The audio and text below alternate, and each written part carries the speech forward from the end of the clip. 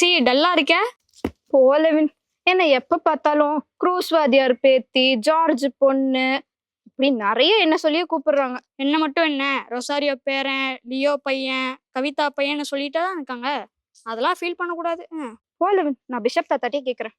Bishop தாத்தா, எனக்கு ஒரு டவுட். என்னம்மா? எங்களை எல்லாம் எங்களோட தாத்தா பேரு, அப்பா பேரு சொல்லி அடையாளப்படுத்துறாங்க.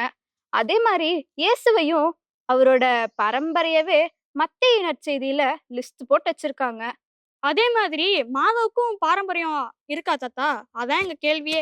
தாய்மா, இப்போ எப்படி உங்களுக்கு உங்க தாத்தா பேரு, உங்க அப்பா பேரெல்லாம் சொல்லி கடைசியில் வந்து உங்க பேரை சொல்லி இவங்க அப்படின்னு அடையாளப்படுத்துறாங்களோ, அதே போல்தான் அன்னை மரியாவுக்கும் ஒரு பாரம்பரியம் உண்டு.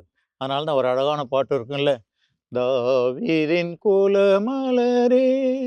கட்டாயமா கேட்டிருப்பீங்க இந்த பாட்டு. அதுல என்ன சொல்லுது? தாவீதின் குலத்தில் உதித்தவர் அன்னை மரியாள்.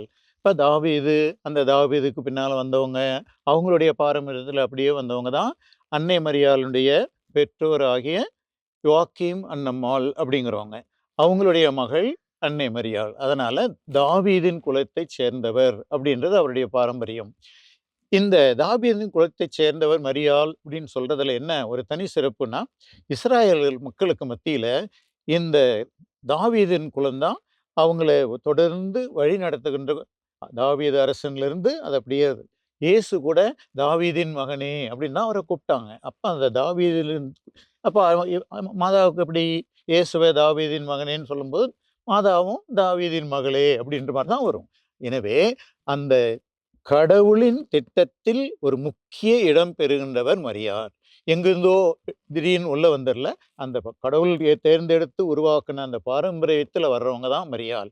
அதனால கடவுளுடைய திட்டத்தில் அன்னைக்கு மட்டும் இல்லை, அவங்க வாழ்ந்த காலத்தில் மட்டும் இல்லை, நம்முடைய காலத்திலும் இயேசுவோடு சேர்ந்து இயேசுக்கு பக்கம் நின்று நம்மை வழிநடத்துகின்றவர், இயேசுவை நோக்கி நம்மை வழிநடத்துகின்றவர் மரியா. அந்த மரியா சொல்ற மாதிரி நாம கேட்டோம்னா வாழ்ந்தோம்னா நாமும் கடவுள்கிட்ட போய் சேரலாம். முயற்சி பண்ணுவோமா? செய்வோம் தாத்தா. மரியே வாழ்க.